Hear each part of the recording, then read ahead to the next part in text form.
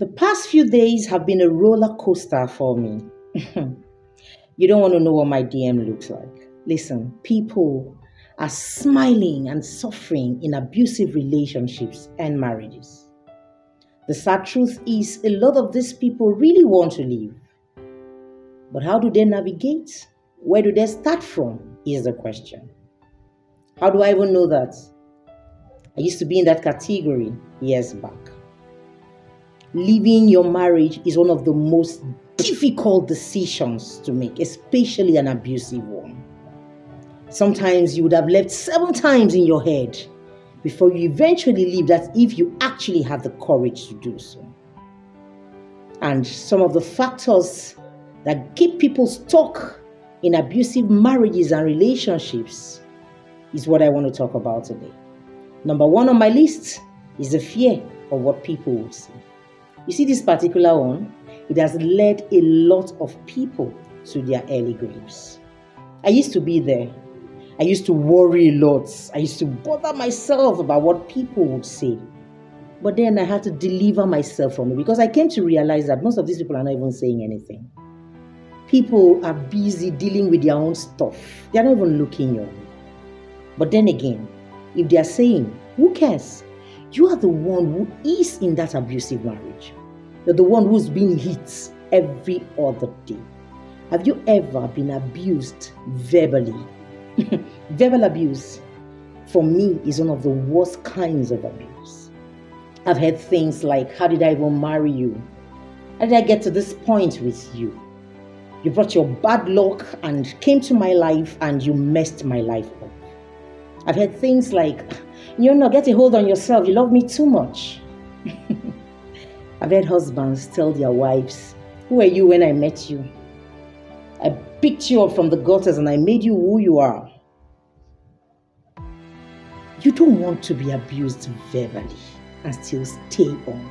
It can make you question your entire existence. I've had times where I had to look in the mirror again and ask myself, is this you? How did you get here?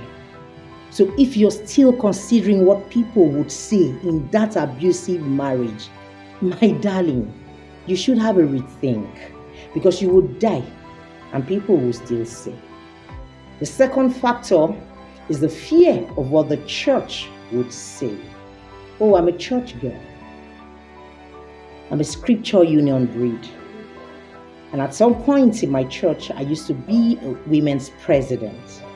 So I'm sure you understand what I had to deal with when I was fighting to take that decision.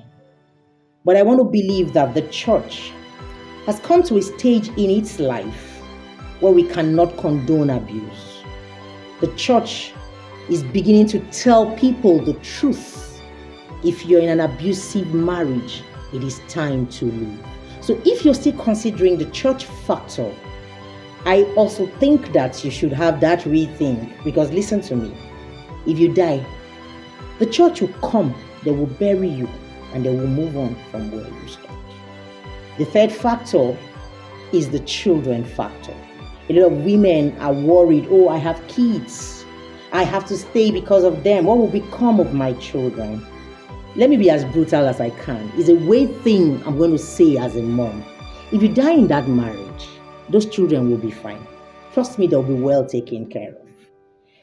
So, my darling, choose you first. Put you first. It might be a selfish decision to take, but hey, take it. Because you need to guard your mental health. And finally, it is sad that a lot of our women are stay-at-home moms. Most of our dads have lost their jobs. It is a terrible thing to be a liability in an abusive marriage. Because most of the questions you ask yourself is, where do I go to? Where do I start from? Especially if you don't have money of your own. Many years ago, my mom used to tell me, my late mom, God bless her soul, she used to say to me, a little money in your account is your security. I didn't understand that until it actually happened to me. Equip yourself. Find something doing, no matter how little. Bible says God does not despise days of little beginnings. Start somewhere. Because it is until you're equipped, you'll be able to quickly take that decision. If you're still in that abusive marriage, still in that abusive relationship, now is the time to take that decision so you don't end up crying.